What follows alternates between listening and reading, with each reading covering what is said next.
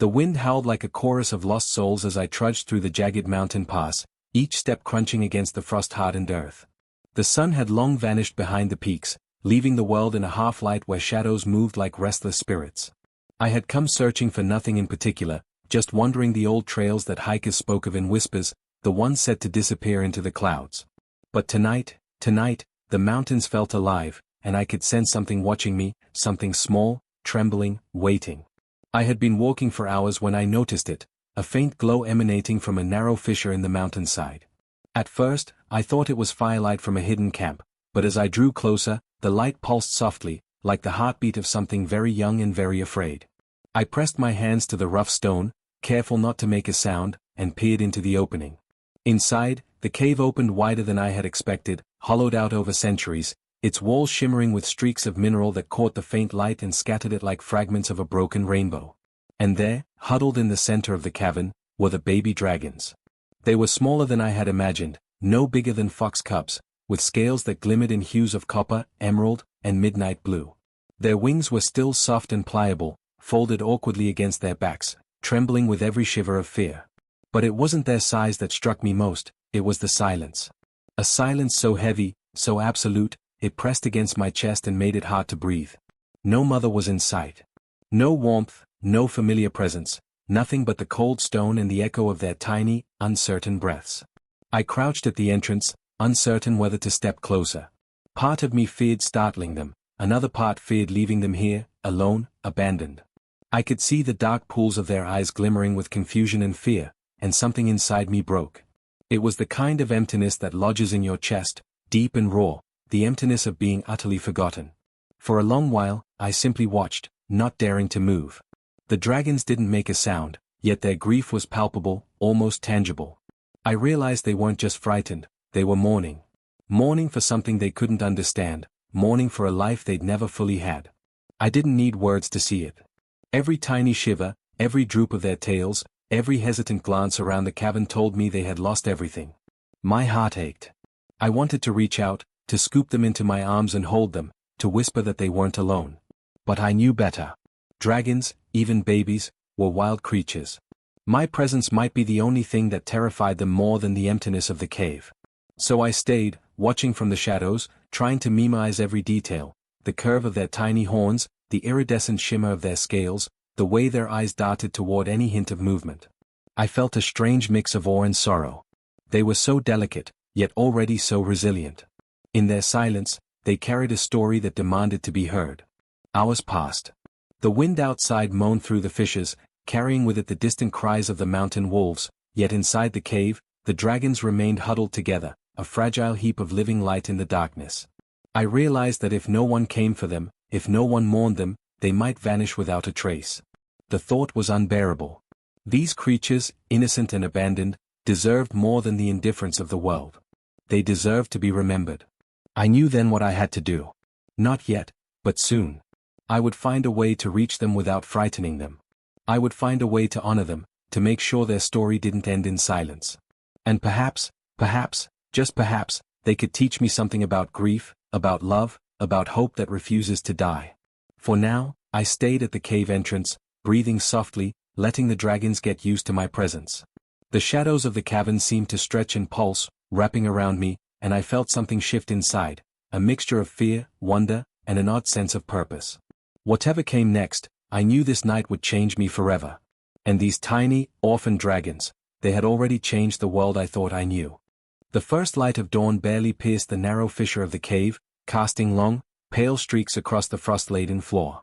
The world outside stirred, winds shifting in the mountains, the faint rustle of leaves, but inside, the cavern remained still, a hushed sanctuary of sorrow. I stayed hidden, careful not to move too quickly, watching the baby dragons as they huddled together in the dim light. It was then that I truly saw it, the weight of their grief. Not just the sadness of being alone, but something deeper, more ancient.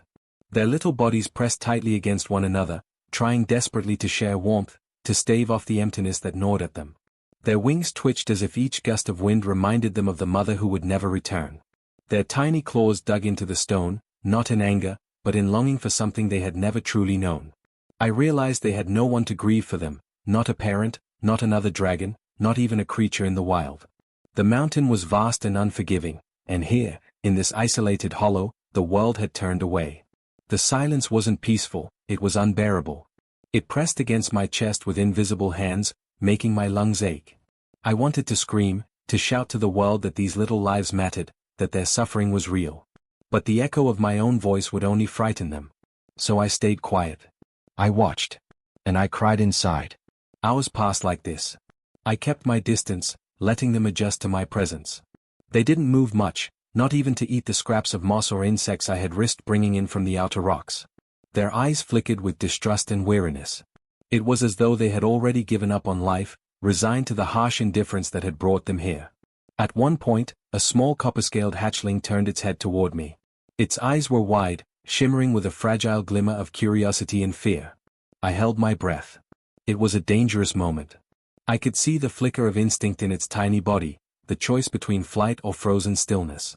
It stayed, barely moving, and for a heartbeat, it felt like understanding passed between us. Not words, but a shared recognition of loss. I, too, had known emptiness, and somehow, it bridged the distance between human and dragon. Night fell again, and the cave became a chamber of shadows. I tried to imagine what it was like to be them, to be so small, so helpless, and to lose everything before life had even begun. Their grief was silent, but it was loud enough to echo in my mind. I felt their pain as if it were my own, the tiny claws of loneliness digging into me as sharply as they did into the stone floor. I wanted to do more than just watch. I wanted to comfort them, to offer warmth, safety, and a reminder that the world wasn't entirely cruel. But I knew that in my hands, my presence could be both a shield and a threat. They were too fragile, too untrained in the ways of humans. My touch might break them more than it healed. So I sat at the edge of the cave, my hands clasped, letting the silence stretch between us. I spoke softly, barely audible, telling them stories of far-off lands, of mountains and rivers and skies they had yet to see. Whether they understood or not, I did not know. But the act of speaking, of acknowledging them, seemed enough to stir something faint inside their tiny hearts. Days blended together. I brought them scraps of food, water from the mountain streams, and blankets of moss to line their resting place. Yet, despite these small comforts, I could see the grief linger in every movement, every glance.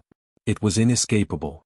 It clung to them like the chill that seeped through the cave walls, and I began to understand something terrifying.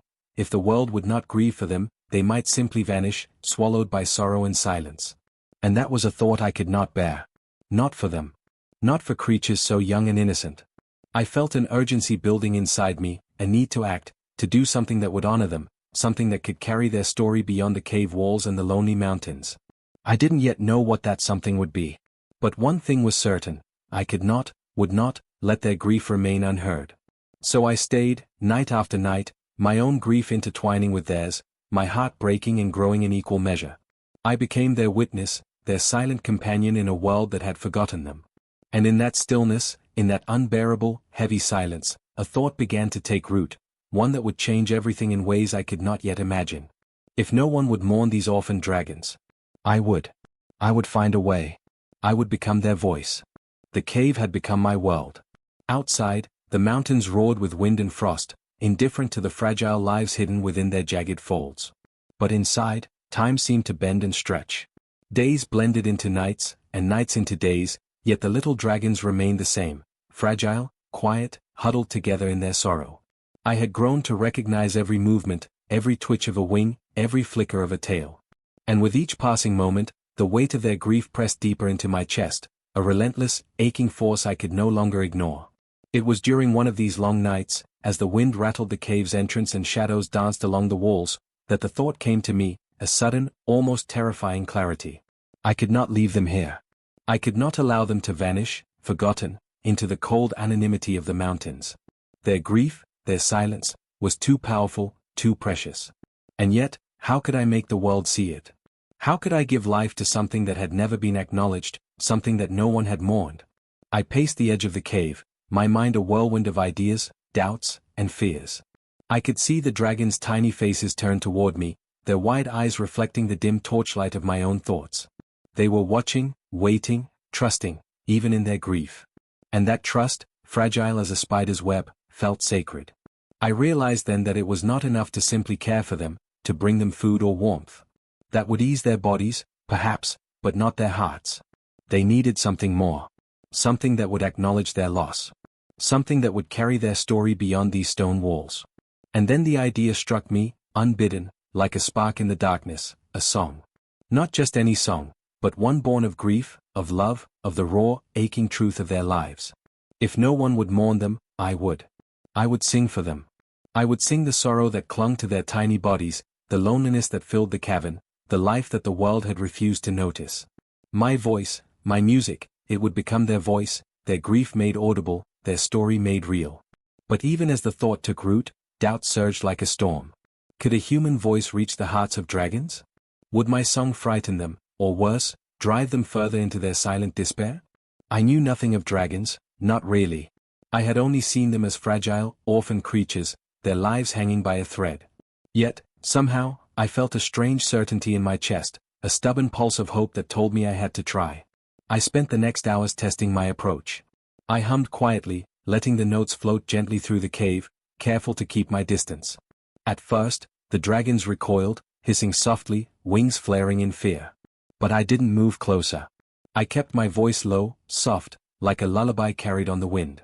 Slowly, cautiously, the copper-scaled hatchling that had first acknowledged me blinked, then twitched its ears, then inched closer to the others, curiosity overcoming fear. I could feel the tension in the cave relax slightly, a fragile thread of connection forming between us. It was enough to convince me. I would sing for them. I would create a melody that held their grief and their resilience, their fragility and their spark. I didn't know if it would comfort them, or if it would reach beyond the cave walls, but I knew one thing: silence was no longer an option. To let them fade unnoticed would be a betrayal, a crime against their existence. That night, I gathered what little I had brought, a scrap of parchment, a charred stick for rudimentary notes, and my own voice, untested but determined. I began to hum, shaping the sound into something delicate yet persistent, a melody that reflected the weight of loss and the glimmer of hope. The dragons stirred, watching me with wide, cautious eyes, wings trembling not in fear, but anticipation. I could feel it, something shifting inside them, a recognition, a spark of life that had been dormant since they were abandoned. I realized then that this was only the beginning. The song would not come fully formed in a single night. It would take time, patience, and courage. It would demand everything I had to give. But the thought no longer terrified me. Instead, it filled me with a fierce determination. If the world would not remember these orphan dragons, I would. If no one else would mourn them, I would. And if, through this song, even a single person, human or dragon, felt the echo of their grief, it would be enough to prove that their lives mattered. I stayed awake until the first light of dawn crept into the cave, humming softly, letting the fragile music mingle with the stillness. The dragons had settled, curling together like living embers, their tiny bodies glowing with quiet warmth. And in that moment, I understood something profound. Grief, when shared, could become a bridge. And through my song, I would build that bridge, not just for them, but for anyone willing to listen. The decision was made. The song would be born. And with it, the orphan dragons would finally have a voice. Night fell over the mountains like a heavy velvet curtain, wrapping the cave in shadows and silence. Outside, the wind carried the distant cries of wolves and the occasional crack of shifting rocks, but inside, the world had shrunk to this one fragile space, this one fragile moment. The dragons were restless tonight, their tiny bodies twitching as if they could sense something was about to change. I knelt at the edge of the cave, holding my breath, feeling the weight of anticipation pressing down like the mountain itself. I began softly, almost a whisper, letting the notes drift through the cavern like mist. At first, nothing happened. The dragons twitched nervously, ears swiveling, tails flicking in uncertainty. But I didn't stop. I let the melody grow slowly, a gentle rhythm that mimicked the rise and fall of a heartbeat. It was a song of sorrow and love, of loss and hope, a song that carried everything I could not say in words. The first copper-scaled hatchling lifted its head, eyes wide and glimmering in the dim torchlight. Then another, a tiny emerald dragon, let out a tentative chirp, and finally, the smallest, a midnight blue one, stretched its fragile wings as if testing the air. I could feel the change in the cave, an almost imperceptible shift, like the first breeze before a storm. The dragons were listening. I closed my eyes and let the melody carry me, letting grief flow through me, letting every ounce of my empathy, every tear I had swallowed, every pang of sorrow I had felt for them, pour into the music. The notes twisted and turned, rising and falling, trembling and soaring. It was no longer just a song I was singing, it was a bridge between worlds, a tether connecting their orphaned hearts to mine, and perhaps, to something larger, something that the mountains themselves could feel. Minutes passed, or perhaps hours, I had lost all sense of time. And then, subtly at first, I heard it, a soft, trembling hum from the dragons themselves. The copper one lifted its head and let out a tiny, quivering note. Then the emerald one joined, hesitantly at first, then with growing confidence. The midnight blue hatchling stretched its wings and added a high, wavering pitch, a delicate echo to the melody I was weaving. I opened my eyes. They were singing with me. My heart almost stopped. The cave that had been filled with silence and grief was now alive with sound. It was faint and imperfect, jagged in places, but it was theirs, our song together. I could see their wings twitching with emotion, tails curling and uncurling, eyes glimmering with something I had not seen before, recognition. They were not alone anymore. Their sorrow had been acknowledged. Their lives had been noticed. I sang louder, letting my voice carry the story of their loss into every shadowy corner of the cave. I sang for the mother they had never known, for the warmth that had been stolen from them, for the chill and fear that had haunted every hour of their short lives. And I sang for the hope that still flickered inside them, fragile as a candle flame, but resilient enough to survive the darkness. The dragons responded with a symphony of small voices, harmonizing in ways I could never have predicted. It was chaotic, imperfect, yet achingly beautiful. Every note carried a piece of their pain, every trill a fragment of their courage. And in that shared song, I realized something profound. Grief, when shared, does not weaken, it transforms. It becomes something larger than yourself, something that can touch others, something that can endure. By the time the moon rose high and silver light spilled into the cave, the song had changed again. It was no longer only about sorrow, it carried a new energy, a promise of survival, a sense of belonging that had never existed before. The dragons were no longer huddled and trembling, they were alert, their wings unfurling, their eyes bright with curiosity and wonder. They had been born into grief, but now, through our song, they were learning something new. That even in loss, there is connection, there is memory, there is life. And I, kneeling at the edge of the cave, my voice raw but unwavering, understood something I could never have predicted. I had not only given them a song, I had been changed by it.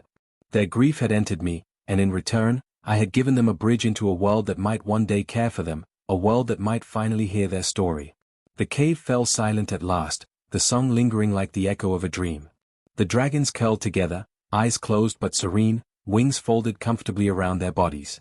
And for the first time, I could feel it, peace.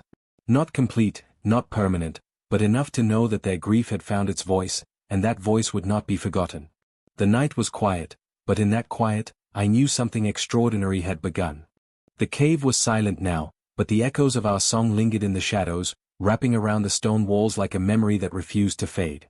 I sat on the frost-hardened floor, my voice quiet and raw, and watched the dragons curl together, their wings folding gently over their small bodies. For the first time since I had found them, they looked peaceful. Not because the world had changed, but because they had been seen, heard, and mourned, even if only by me. I knew the night could not last forever. The world outside was vast, indifferent, and unforgiving. I could not stay in this cave, my little orchestra of orphaned dragons, forever. But as dawn crept in, painting the jagged peaks with pale gold, I realized something remarkable. The song we had made together could travel farther than this cave. The mountains might be silent to most, but music, even born of sorrow, has a way of finding ears that will listen. I began to hum softly again, letting the melody drift beyond the cave entrance. The dragons, curious, moved closer to the light, peeking out into the vast expanse of rocks and snow. Their tiny voices joined mine, a fragile chorus that rode the cold morning air. And then it happened, a distant traveler, climbing the mountains unaware, paused mid-step, tilting their head. A note carried on the wind, faint but insistent, tugging at something deep inside them. The song spread slowly, carried by the winds, echoing through valleys, over cliffs, and along ridges. Travelers, shepherds, and wanderers who had never even imagined dragons heard it. Some stopped in awe, some in tears. They had never seen the creatures, never known their suffering, yet the song made them grieve, made them care. It transcended language, species, even distance. It was a pure testament to loss and hope intertwined. Back in the cave, the dragons stirred. The copper one lifted its head, eyes bright with recognition, almost as if it understood the ripple their song was creating. The emerald one twitched its ears and let out a tiny trill, joining the melody with cautious confidence. The midnight blue hatchling spread its wings slightly, releasing a higher note that harmonized perfectly with the others. Together, we had made something larger than grief, larger than ourselves, a story that could no longer be ignored. Days passed, and the song continued to ripple outward. I took care of the dragons as best I could, but I also began to understand something vital. They were not just fragile orphans. They were survivors. The song had awakened something in them, a spark of resilience and recognition that their lives mattered. The mountains that had seemed so cruel now felt like a canvas, and we were painting upon it with sound and memory. Word of the song eventually reached towns far beyond the mountains. Scholars, musicians, and storytellers made their way to the peaks, guided only by the faint traces of melody that lingered in the air. They came to see dragons they had thought were only legends, and though many saw only shadows, all of them felt the grief and the hope embedded in our music. The world had finally begun to mourn these tiny, orphaned lives. One evening, as the sun dipped behind the jagged peaks and the sky bled orange and violet, I watched the dragons huddle together, wings fluttering slightly, eyes reflecting the fading light. They had survived the silence, survived the abandonment, and survived the cold indifference of the world. Through our song, their story had become something eternal, a reminder that even the smallest and most forgotten lives could leave an imprint on the hearts of those willing to listen. I knelt at the cave entrance, closing my eyes, letting the cool mountain wind carry the final notes of our melody into the night. I had given them a voice, and in return, they had given me something I had never known, the profound understanding that grief is not meant to be endured alone. It is meant to be shared, acknowledged, and transformed into something larger than yourself. As I rose to leave the cave, the dragons followed, not because they had to, but because they chose to. Together, we stepped out into the dawn, our song still lingering faintly in the air, a promise to the world. Even orphaned, even forgotten, even abandoned, we would not vanish. Our story would live. And somewhere, far beyond the mountains, the world listened.